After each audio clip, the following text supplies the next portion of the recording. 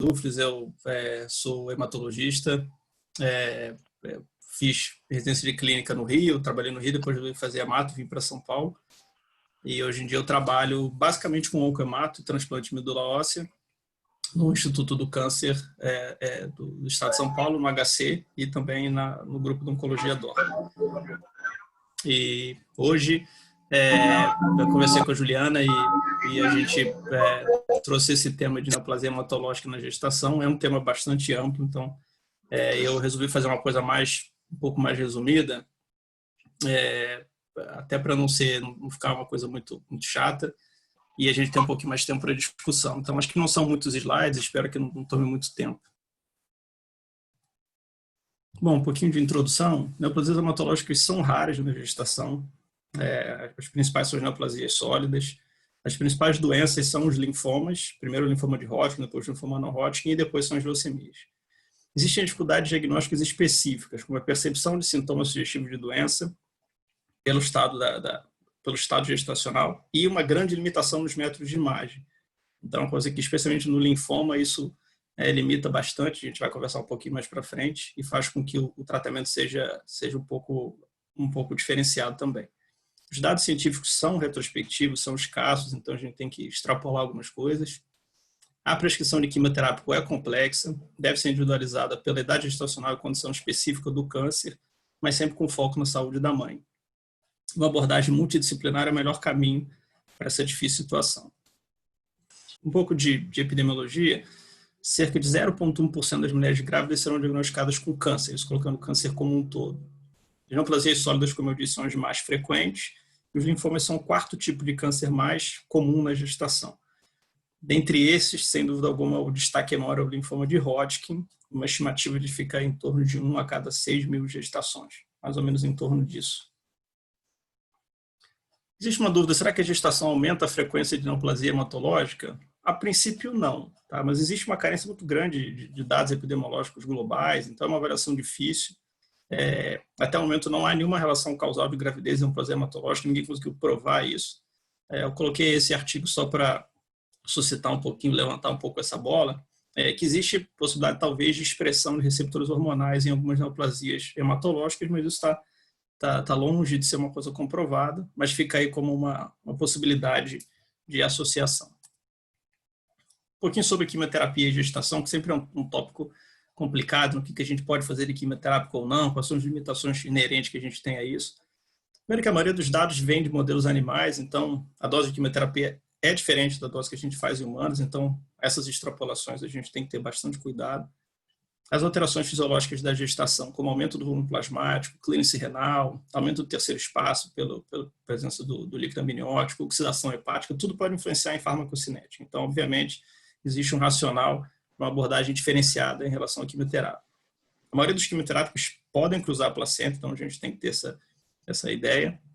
Mesmo no primeiro trimestre, quando a chance de teratogênese tem o seu pico, a maioria dos fetos não são afetados pela exposição materna à droga. Então, talvez exista uma predisposição genética em relação à teratogênese por quimioterapia. Como regra, não se deve fazer quimioterapia no primeiro trimestre, a gente nunca indica, salvo, obviamente, situações de risco muito alto. E no segundo e terceiro trimestre isso parece ser mais seguro, porém existe o risco, claro, de complicações, uma dessas é retardo de crescimento intrauterino.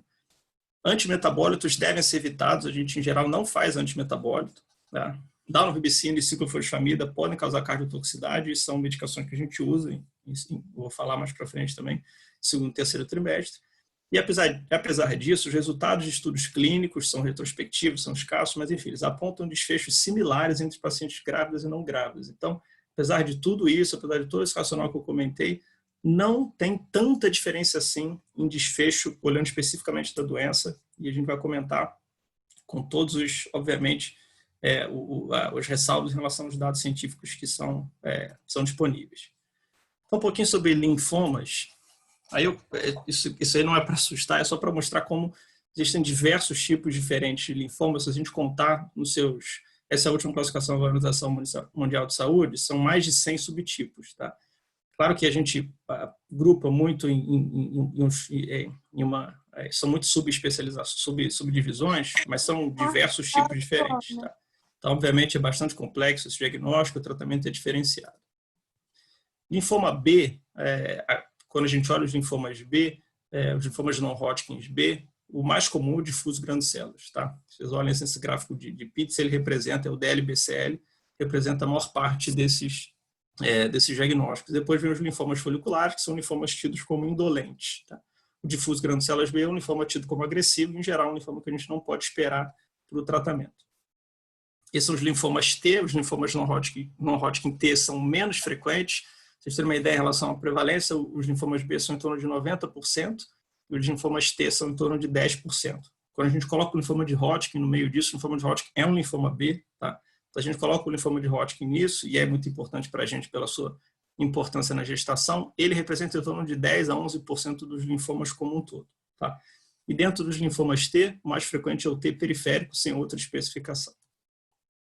Quando a gente olha para linfoma, a nossa divisão é pela ontogenia do linfócito. Vou entrar muito em detalhe nisso, mas só queria mostrar como a gente faz essa divisão em relação à nomenclatura, classificação, e o tratamento também tem um pouquinho a ver com isso. Então, desde as células B precursoras até as células B maduras, periféricas, quando a célula precursora é leucemia ou linfoma linfoblástico, é a mesma coisa.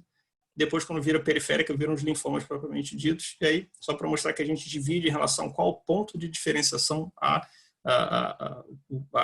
o bloqueio de maturação, ao processo de tumorigênese, e aí a gente dá um nome baseado nisso. Serve tanto para o linfoma B, como eu mostrei, como aqui no linfoma T, que, claro, tem uma ontogenia diferente.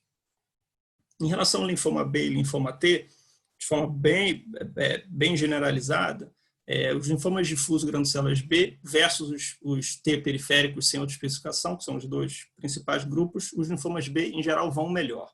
Então, quando vocês tiverem uma paciente com diagnóstico de linfoma T durante a gestação, isso, via de regra, é um cenário ruim. Tá? Salvo raras exceções, os linfomas T vão piores que os linfomas B.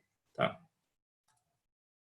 Sobre o processo diagnóstico, pensando em linfoma, a gente parte de biópsia. A gente depende da biópsia do linfonodo. Você pode ter diagnóstico através da biópsia da medula óssea, porque o linfoma pode infiltrar a medula óssea. Mas, na gestação, a gente já tem algumas recomendações. Então, esse quadro é para já nortear um pouco sobre isso. Então, biópsia de medula óssea pode ser feita. A gente faz sempre com anestesia local. Isso segue na gestante sem diferença. Biópsia linfonodal pode ser feita também. Isso não muda. Radiografia de tórax, como vocês sabem muito bem, com proteção pélvica é uma possibilidade. Tomografia, em geral, contraindicada, especialmente nos primeiros 2 trimestres. O PET é contraindicado. Eu vou mostrar alguns dados que levantam um pouquinho a polêmica sobre isso, mas a princípio é contraindicado, especialmente também nos primeiros 2 trimestres, e tem, especialmente se a mãe, após o pós-parto, tem uma complicação em relação ao aleitamento materno, porque o FDG pode passar. Tá? Então, especialmente, teria que esperar 72 horas após o exame. Ultrassonografia é segura e ressonância, a princípio, é segura e poderia ser feito, só ressalva em relação ao uso do gadolínio, mas poderia ser feito no estadiamento. Sobre o PET na gestação, isso aí é um tópico que eu acho que vale a pena falar desculpe, de forma específica, porque o PET para a gente é muito importante no diagnóstico de linfoma. Então, é um exame que a gente fica um pouco atado em relação a tratar esses pacientes durante a gestação, e eu queria aprofundar um pouco mais sobre isso. Primeiro, que a dose fetal distribuída é difícil de calcular, porque passa pela correta medida do feto, então não é tão fácil assim a gente saber quanto o feto está recebendo em relação ao uso do PET.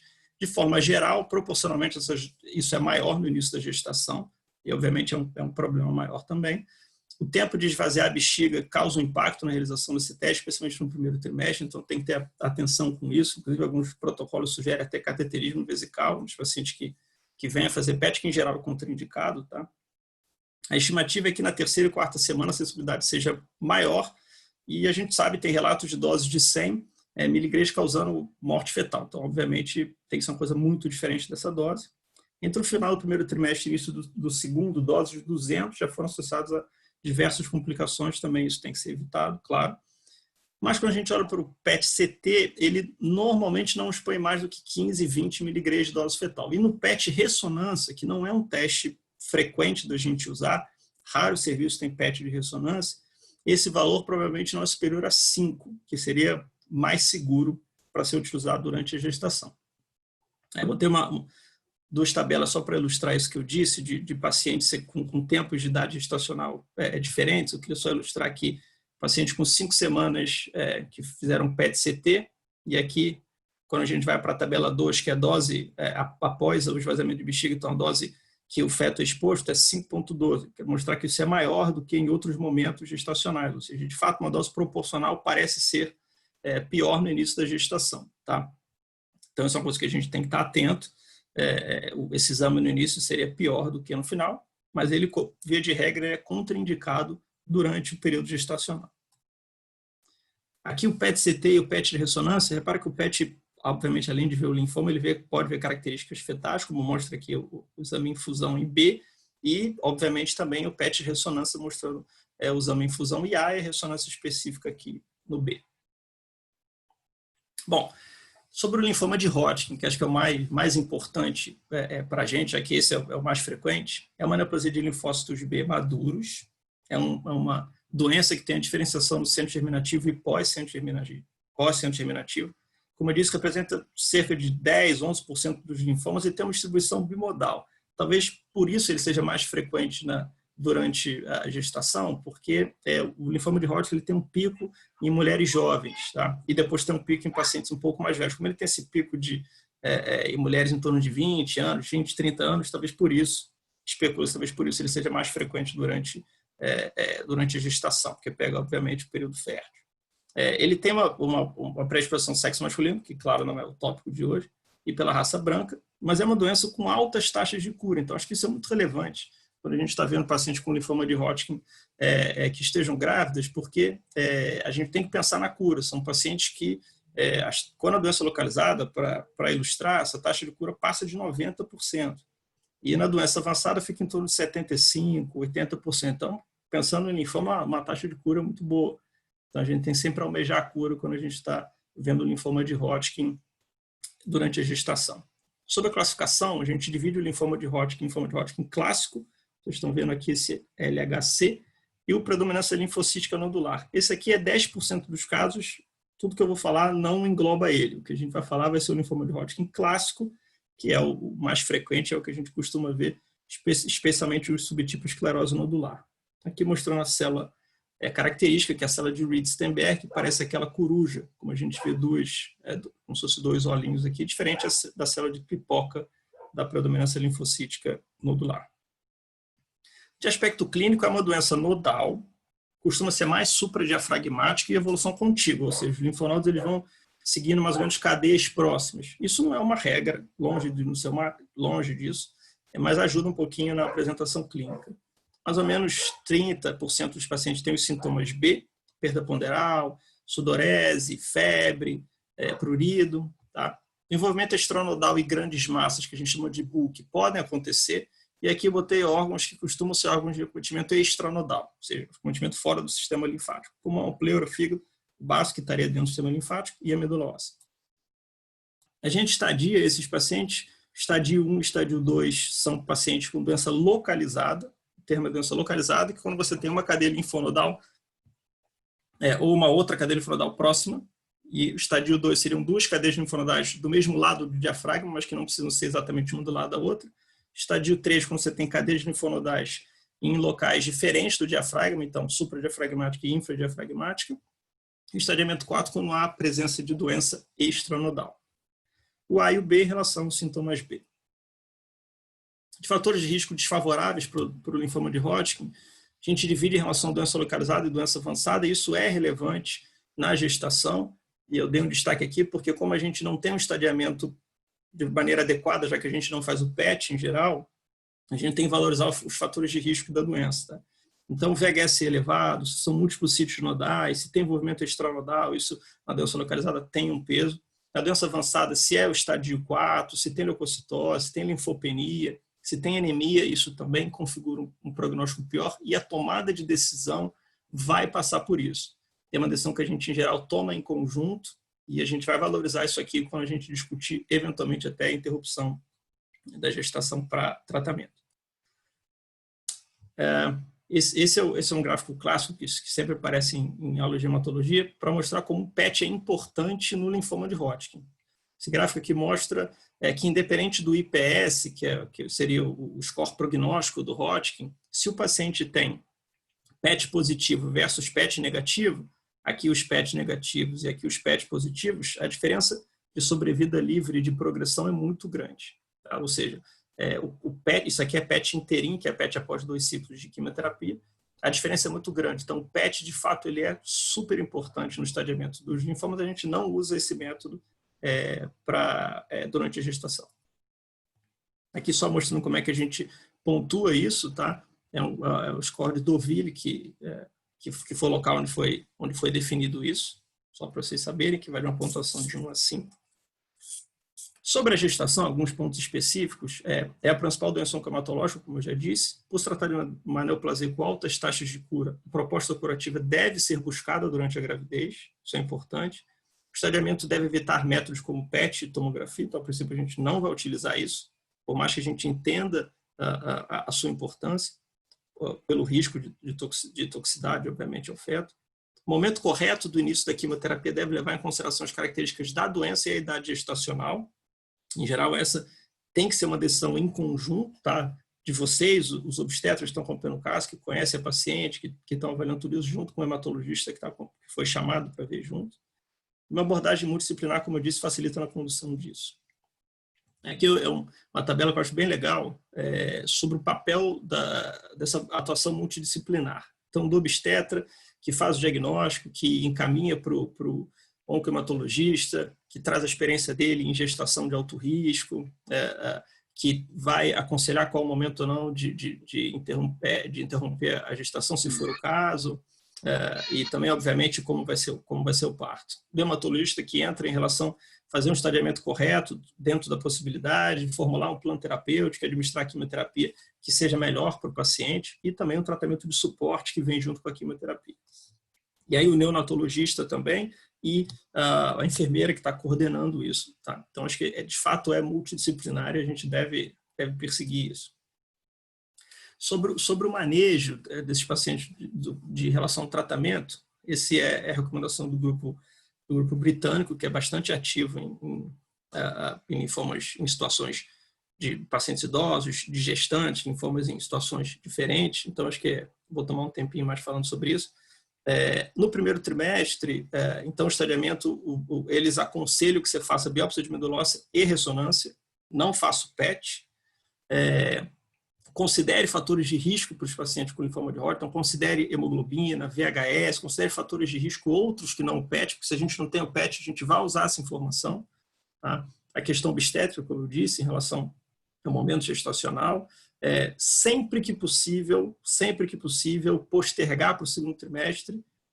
Não se faz tratamento no primeiro trimestre, salvo situações de grande risco, tá? E aí seria um momento de discutir sobre interrupção da gestação, mas, em geral, sempre que for possível, você jogar esse tratamento para o segundo trimestre. Tá? E, em relação à adesão terapêutica, a BVD é o esquema quimioterápico que a gente usa, o recomendado para o linfoma de Hodgkin, e a gente tem a opção de fazer essa vimblastina monoterapia, que teoricamente seria mais seguro durante a gestação, e é uma maneira de você, entre aspas, empurrar um pouquinho esse tratamento mais para frente e ganhar tempo. Então, seria uma possibilidade de fazer vimblastina. Lembrando que a gente sempre vai postergar esse tratamento não utilizado no primeiro trimestre, salvo situações muito específicas. Em relação ao segundo e terceiro trimestre, se for possível você jogar esse tratamento para o pós-parto, é melhor. De novo, tem a opção de fazer vimblastina como monoterapia, ou eventualmente a quimioterapia, aí já é um pouco mais possível. Então, no segundo e terceiro trimestre, quimioterapia com ABVD, é como a gente trata pacientes com linfoma de Hodgkin. Cuidado com a toxicidade pulmonar da bleomicina, que é o B do ABVD, que pode ser um problema, então monitorar em relação à saturação é importante. Os riscos da quimioterapia em relação à neutropenia, riscos de infecção sistêmica, têm que ser acessados, óbvio, mas isso como a gente faz de praxe. E radioterapia é um ponto importante aqui, tá? Que eu vou falar um pouco mais também. A radioterapia pode ser uma saída interessante terapêutica para esses pacientes, até porque, às vezes, a doença é supradiafragmática e é localizada. Então, se você tem um paciente com doença localizada, cervical, por exemplo, você pode considerar fazer radioterapia que a gente faz o exigir apenas no sítio envolvido ou no nódulo envolvido, ou seja, é uma toxicidade bem menor, e é uma possibilidade talvez de controlar a sua doença, tá? Quando a doença é avançada, essa possibilidade ela não existe, tá? Mas pense em radioterapia também com carinho nesse sentido. E aí, obviamente, após o parto, aí segue basicamente de forma tradicional. Aqui, outras coisas que andam em paralelo, que tem que ter cuidado, manejo de tromboprofilaxia, esses pacientes com neoplasia, em geral, têm um risco trombótico maior, tem que tomar cuidado com isso.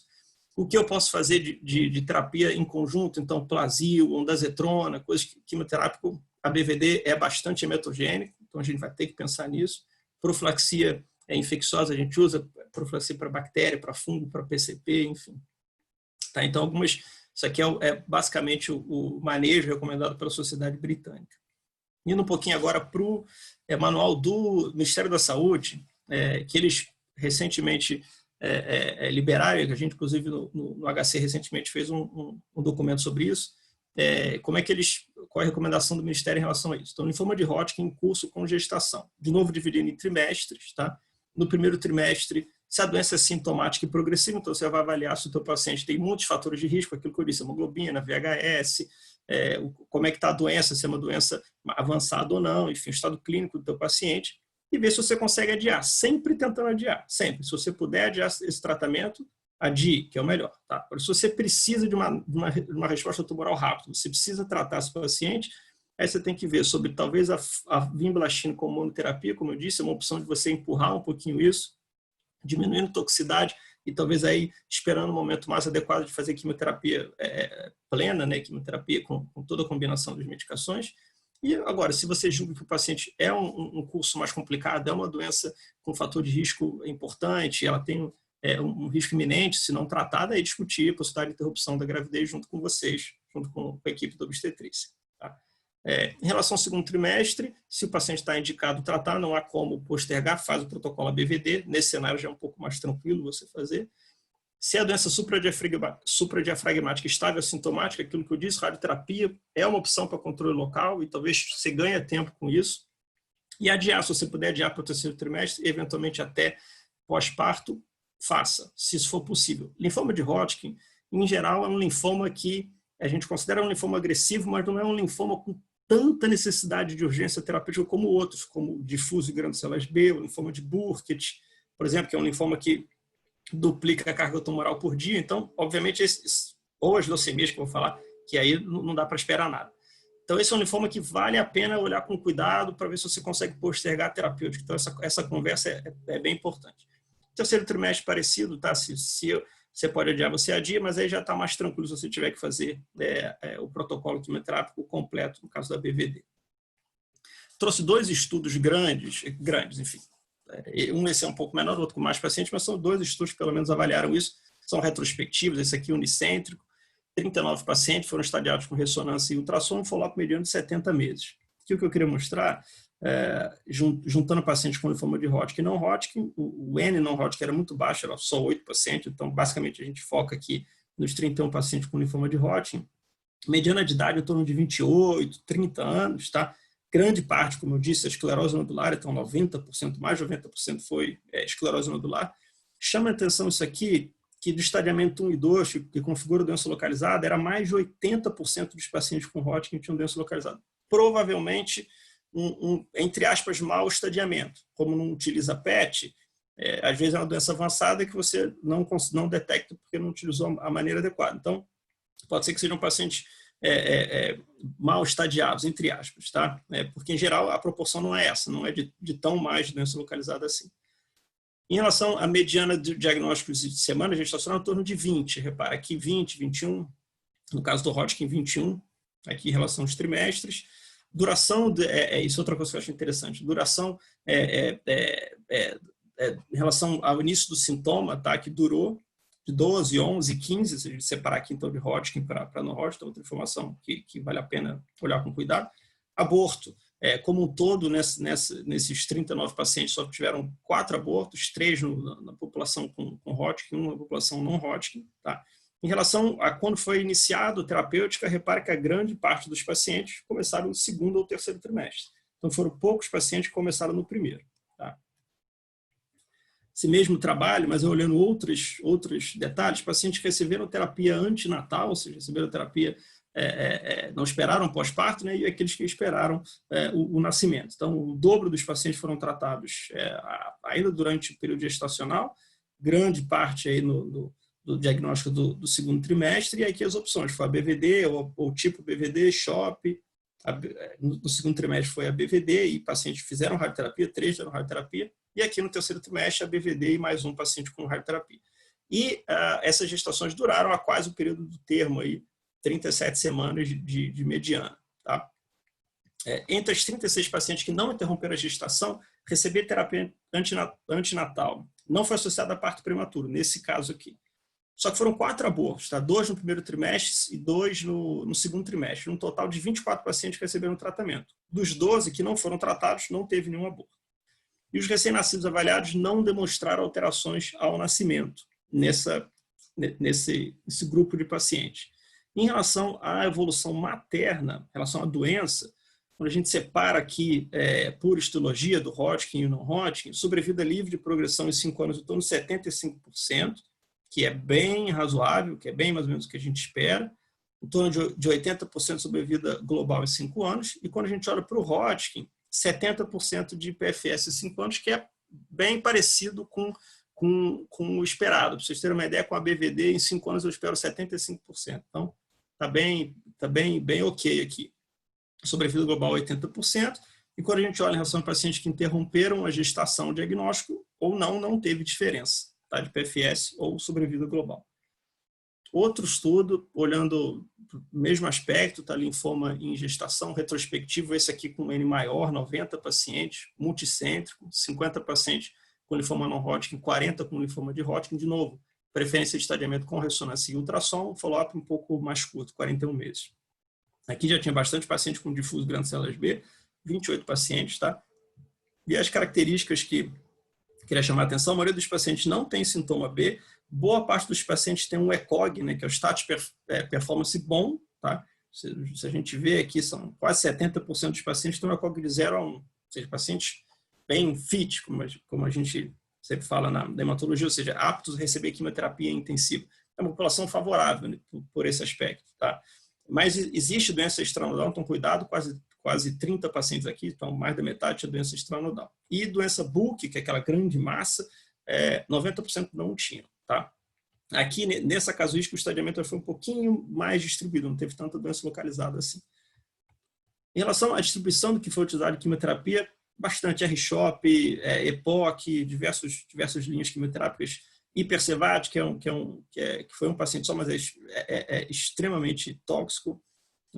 Então, no segundo e terceiro trimestre, o que me chama a atenção na população foram feitas diversas linhas quimioterápicas, tá? A gente vai ver que as taxas de complicação foram relativamente pequenas. Tá? Quando a gente olha um pouquinho da parte específica mais obstétrica, não teve tanta diferença assim na população com linfoma não-Hodgkin, por exemplo, em relação a quem recebeu terapia antinatal e quem não recebeu. Tá? Então, pré-eclâmpsia 11%, 15%, ruptura de membrana 18%, 23%, parto prematuro 32%, 40%, cesárea 39%, 54%. Então, repara que não há necessariamente uma evolução pior nesses pacientes que receberam terapia antinatal. Tá? Teve um paciente com aborto quem recebeu terapia antinatal e ninguém nos pacientes que não receberam. Tá? O diagnóstico de linfoma ocorreu com mediana de 24 semanas de idade gestacional. A interrupção da gestação foi em 6 pacientes, 5 no primeiro trimestre e 1 no segundo. 1/3 postergaram o tratamento para o cenário pós-parto. 9 pacientes receberam radioterapia. 8 tinham doença localizada supradiafragmática. Aquilo que é obviamente onde a gente fica mais seguro para fazer. E, de novo, não houve diferença importante entre os pacientes que receberam terapia antinatal e os que postergaram seu início. Mais ou menos corroborando com o que a gente viu no outro estudo que eu acabei de falar. Em relação aos desfechos, o grupo como um todo, sobrevida global 3 anos 82%, também é bom. Sobrevida em 3 anos de quase 80% nos pacientes com difuso grandes células B e sobrevida quase 100% dos pacientes com linfoma de Hodgkin em 3 anos, também uma sobrevida livre de progressão bastante adequada. Então, os desfechos para a mãe não foram ruins. Sobre leucemias, tá? Aqui, sobre leucemia mieloide aguda, aqui basicamente o espelho daquele slide que eu coloquei dos diversos tipos de linfoma, né? Os linfomas se subdividem mais, mas a leucemia mieloide aguda, ela também se subdivide em diversos grupos genéticos e eu coloco isso para mostrar que vai ser diferente dependendo do tipo. Então, tem tipos com prognóstico um pouquinho melhores, tipos que têm uma evolução diferente, uma necessidade terapêutica diferente, enfim. Então, vai depender muito como a gente vai adequar o nosso paciente, qual o diagnóstico correto que ele vai sair. No caso da leucemia, não tem tanto problema para o diagnóstico que a gente não depende do PET. Tá? Aqui é uma revisão sistemática com meta-análise que foi feito de quase 140 pacientes com LMA desde a década de 60, então, obviamente, extremamente heterogêneo o tratamento que foi utilizado, o que os centros utilizavam, enfim, mas serve para a gente olhar um pouquinho como evolui. Então, uma idade mediana de 27 anos ao diagnóstico, tá? A maioria dos pacientes aí em segundo trimestre. Alguns autores advogam que tem pouco relato de LMA no primeiro trimestre, que provavelmente é um viés aí de seleção disso, no sentido que esses pacientes devem evoluir mal, certamente é um cenário muito pior no primeiro trimestre do que depois, então acaba que isso não é tão publicado. Mas aqui, por essa casuística, de fato, a maioria no segundo trimestre.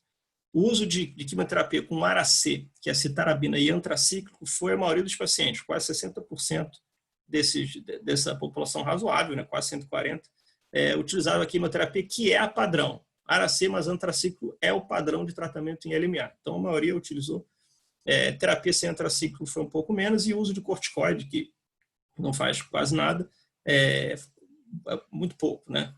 71% tiveram remissão completa, é baixo, tá, gente? Leucemia, LMA e LLA também é parecido. A gente tem taxa de remissão 80%, 85%. O problema da doença é que ela recai. A doença recai muito. Mas a taxa de remissão completa, em geral, é acima de 71%. Então, 71% não é tão bom.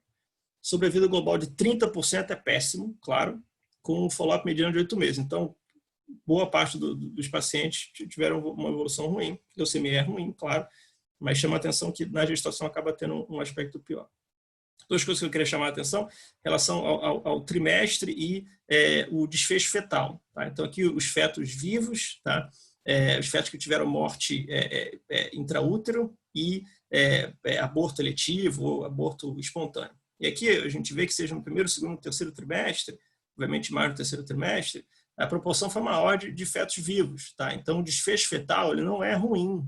A gente olhar para uma situação tão difícil que é a LMA na gestação. Em relação à característica dos fetos vivos e nascidos das mães com leucemia mieloide aguda, diferença nos fetos expostos à quimioterapia no útero versus que não foram expostos, a gente vê que teve pequena diferença, tá? Teve tanta diferença assim, então, nascer com peso adequado, ou nascer baixo peso, ou se era pré-termo ou não. Repara que a diferença é pequena. Houveram mais complicações após o nascimento, né? 21% contra nenhum aqui, mas não foram tantas complicações assim. Então, só para a gente ter em mente que o desfecho fetal não necessariamente é tão ruim assim, mesmo que você seja exposto à quimioterapia, no caso aqui da LMA, citarabina, que é o ARA-C mais antracíclico. Sobre a leucemia promielocítica aguda, a LPA, que é a famosa M3, que a maioria das pessoas conhecem como M3, é uma leucemia totalmente específica, que tem uma recomendação específica. Eu trouxe aqui um recorte da recomendação super atual do ano passado, da Sociedade de Hematologia. Então, a gente trata esses pacientes com atra, que é o retinoide, tá? Mas ele é teratogênico e ele não pode ser feito no primeiro trimestre. Então, de jeito nenhum, fazer atra no primeiro trimestre. Não deve ser feito. No segundo e terceiro trimestre, ele pode ser utilizado. Ele é tão importante no tratamento da leucemia promielocítica aguda que o ideal é que você faça o atra, tá? No segundo e terceiro trimestre, senão você vai provavelmente ter uma evolução muito ruim dessa leucemia, que é hoje em dia a mais curável, mas já foi uma das piores. E exatamente o que mudou foi o atra. Então, ele é um remédio importante. O arsênico, que é o ato, que a gente usa bastante também, ele não pode ser feito de forma alguma. Está completamente contraindicado em qualquer momento gestacional, então a gente fica atado, tem que fazer atra mais químio. Tá? Então, no primeiro trimestre, você tem que ser conversado sobre, eventualmente, a interrupção da gestação, ou então você não fazer o atra, vai induzir só com quimioterapia sozinho, como dar um rubicino de forma isolada, não é bom para o tratamento da doença. Tá? No segundo e terceiro trimestre é um cenário melhor, tá? Mas claro que está associado a complicações, como parto prematuro, aborto, enfim. A função cardíaca é uma coisa importante, os pacientes que recebem atra, então, inclusive no feto, isso tem que ser bastante monitorado. Tá bom?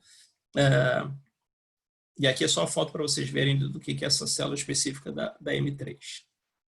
Sobre LMC, leucemia mieloide crônica, quando diagnosticado na fase crônica, em geral não há necessidade de terapia urgente. Tá? Então, leucemia mieloide crônica é uma situação diferente. Uma grande parte dos pacientes você consegue postergar isso.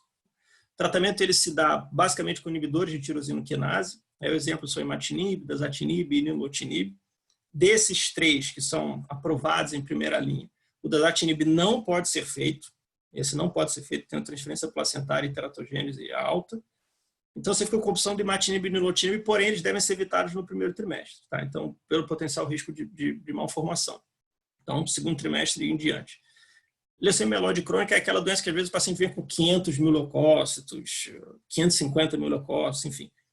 Então, leucoaférese, aquele procedimento que a gente faz uma aférese para retirada da quantidade de leucócito, quando existe sintoma de leucostase, pode ser feito e parece que é tranquilo. Digo parece porque o dado científico é ruim, tá? Mas o dado que existe suporta o seu uso. O uso de terapia com interferon é uma opção para os pacientes que você não quer expor ao inibidor de tirosina quinase. Tá? Então, de repente, você diagnostica numa fase acelerada, não numa fase crônica.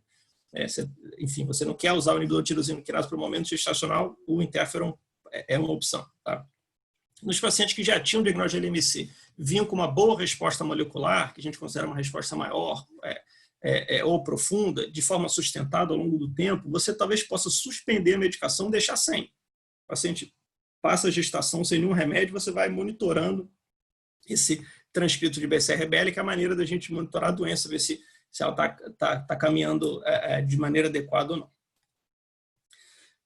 Não falei das leucemias linfóides por questões de tempo, tá? Então LLC e LLA não comentei, não tem. LLC vai ser difícil que aconteça, que é a doença de homem velho, então difícil que surja, apesar de poder acontecer. E LLA, essa sim poderia acontecer, mas fala um pouquinho aqui. Então, só resumindo, gente, se é um linfoma indolente, indolente quer dizer que é linfoma que é devagar no seu crescimento. O protótipo dele é o linfoma folicular. Esse você tem que fazer o watch and wait, ou seja, não fazer nada, só observar, apenas tratar-se de uma doença sintomática e empurrar o máximo que você puder. Tá? E a terapia, se tiver que fazer, é rituximab com quimioterapia de CVP ou CHOP, que é o clássico. Tá? Em geral, o desfecho materno não está afetado e o fetal, idem. Tá? Nos linfomas agressivos, tá? Difuso granulocelas B, e os altamente agressivos, que é o Burkitt, esse não tem muito jeito. Né? Esse você tem que tratar, senão o paciente vai morrer. Tanto no estádio, no momento precoce gestacional ou momento tardio gestacional, você tem que ir para a interrupção da gestação e fazer terapia como você faria para um paciente que não tá gestante, pelo risco iminente da doença. Tá? E aí o tratamento é padrão, rituximab com químio. E o desfecho materno, se você intervir dessa maneira, provavelmente não vai mudar. Tá? E o desfecho fetal, você vai ter que terminar a gestação. Tá? Obviamente é um desfecho importante. Sobre Hodgkin, depende do momento gestacional, a gente viu isso. Então, então, se a gente puder jogar para o segundo trimestre, na doença que é um pouco mais lenta, faça isso. Tá? Quando é num estágio mais avançado da gestação, aí você pode tratar de acordo, que a gente usa esse protocolo ABVD que está aqui, ou eventualmente esse BACOP, que é um protocolo mais intensivo alemão, que em geral a gente não usa, inclusive o Ministério da Saúde contraindica. Tá? Leucemia mieloide aguda, não tem jeito, esse paciente tem que ser tratado, leucemia não espera. Então, não há essa possibilidade, como a gente conversou no linfoma de Hodgkin, você tem que interromper a gestação e seguir para a terapia convencional, ou então, se for num momento gestacional após o primeiro trimestre, você trata como se ela não tivesse gestante e monitora, obviamente, as possíveis complicações fetais que podem existir, mas não parece que esse desfecho fetal é tão ruim assim. Tá? Em relação à leucemia promielocítica aguda, a gente já falou, é um problema, porque a gente fica atado em relação ao uso da tretionina, que é o atra. Então, conversar sobre interrupção da gestação em momentos precoces e dos momentos segundo, terceiro trimestre gestacional, tratar como se fosse uma situação fora da gestação. Tá? E na LLA, que eu acabei não falando, por questões de tempo, há uma divisão de 20 semanas de gestação. Se tiver menos de 20 semanas, é outra doença, assim como a LMA, que necessita de tratamento urgente, não dá para esperar de jeito nenhum. E aí você sugere, talvez, interromper a gestação, seguir para a terapia convencional pelo risco para a mãe. Tá? E aí, com LLA é uma sopinha de quimioterapia, são diversas combinações, tá? E em momentos gestacionais mais para frente, você pode, talvez, seguir esse paciente, tratar e seguir de perto em relação à toxicidade fetal.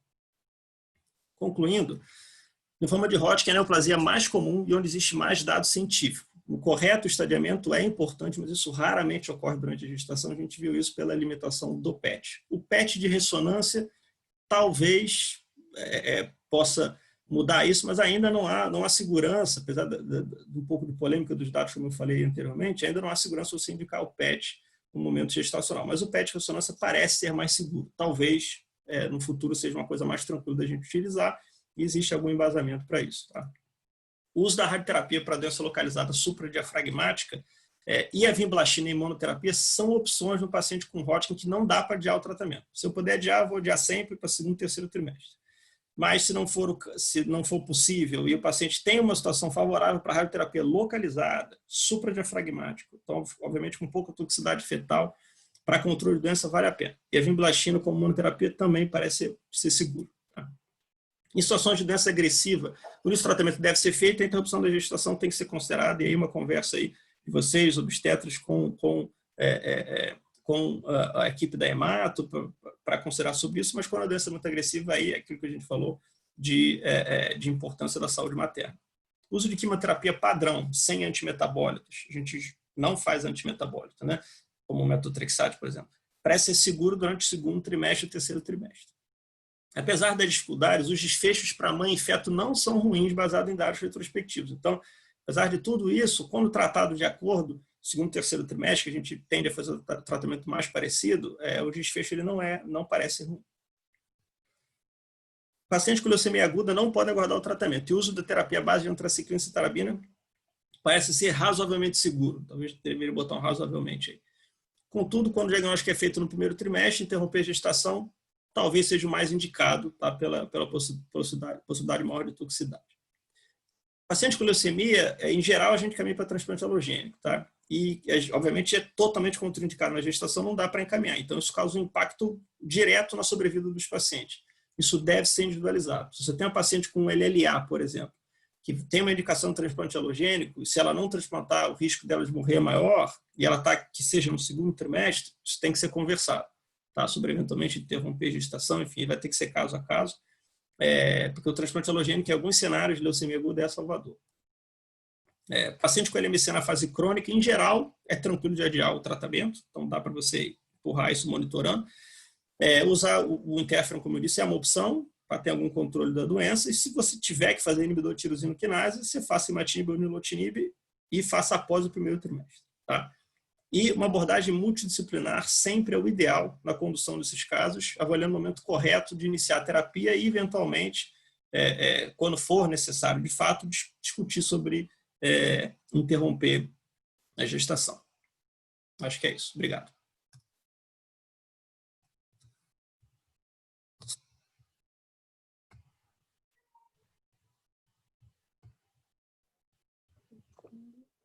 Oi.